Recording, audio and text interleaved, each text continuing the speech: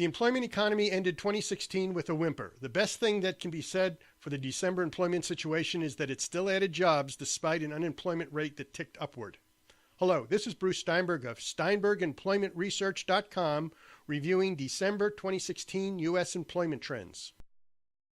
The Current Population Survey, or CPS, becoming known as the Household Survey, reports the unemployment rate incrementally rose 0.1% to 4.7% in December. Although the labor force expanded by 184,000 in December, there were 63,000 more employed persons, and the number of unemployed persons rose by 120,000. In addition, there were only 18,000 more people considered as no longer in the labor force. In other words, because the increase in the number of employed persons was only about half of the increase in the number of unemployed persons, the unemployment rate rose slightly. The results from the Survey of Businesses, officially the Current Employment Statistics Program, or CES, but more commonly referred to as the Job Survey or Report, overall job growth was 156,000 in December, which clearly was not as strong as the 204,000 it added in November. The private goods producing sector was up 12,000 in December after an increase of 13,000 in November. A year ago, December 2015, it increased 44,000. Manufacturing more than made up losses of October and November, which was down a combined 11,000 for those 2 months, with a gain of 17,000 in December. A year ago, in December 2015, manufacturing added 6,000 jobs. In December, durable goods was up 15,000 and non-durable goods was up 2,000. The construction sector lost 3,000 jobs in December after adding a combined total of 31,000 for October and November. A year ago, in December 2015, it added 48,000. And the draining and cutting of jobs in mining and logging resumed in December with a loss of 2,000 jobs after adding 3,000 in November. However, a year ago, in December 2015, it lost 10,000 jobs. The private service providing sector gained 132,000 jobs in December, which was off November's growth of 185,000. A year ago, in December 2015, it was up 215,000. The retail trade sector added 6,300 jobs in December after gaining 19,500 in November. A year ago, in December 2015, it was up 6,600.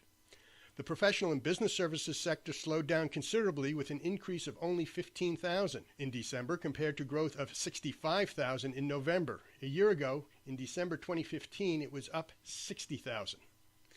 The education and health services sector added 70,000 jobs in December with its highly seasonal educational services subsector up only 6,300 jobs.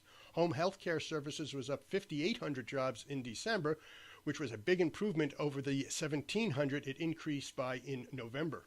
Hiring in the leisure and hospitality sector continued to grow with a gain of 24,000 in December, and that was off the 37,000 gain of November. However, a year ago, in December 2015, it was up 35,000.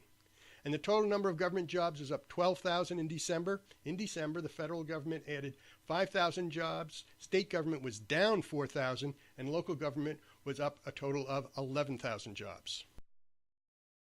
The 3-month winning streak for temporary help services stopped in December with a loss of 15,500 jobs.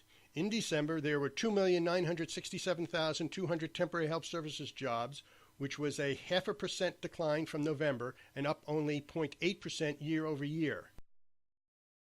Temporary help services lost some previous gains in terms of market share, that is, its portion of all jobs, and now is slightly over 2.04% in December, 2.0421%, compared to November's 2.05% or 2.055%. A year ago, in December 2015, it was 2.0567%, which was the highest it has ever been. So how did temporary help services perform for the year in relation to past years? Although the data are subject to final revisions in the coming months, the following gives a fairly accurate picture. Job growth for temporary help services slowed to 1.7% in 2016, but reached 2,925,400. Although subsequent data revisions may move the needle a bit, it likely won't be by much. Eliminating years when the sector experienced declines, 2016 was the second slowest year for temporary help services job growth from at least 2000. At this point in the employment cycle, an incremental rise in the unemployment rate is not worthy of any worry yet. As the job situation improves, people who may have dropped out of the labor force, which is as basic as telling researchers they did not look for a job that month, re-enter the labor pool regardless if they find a job.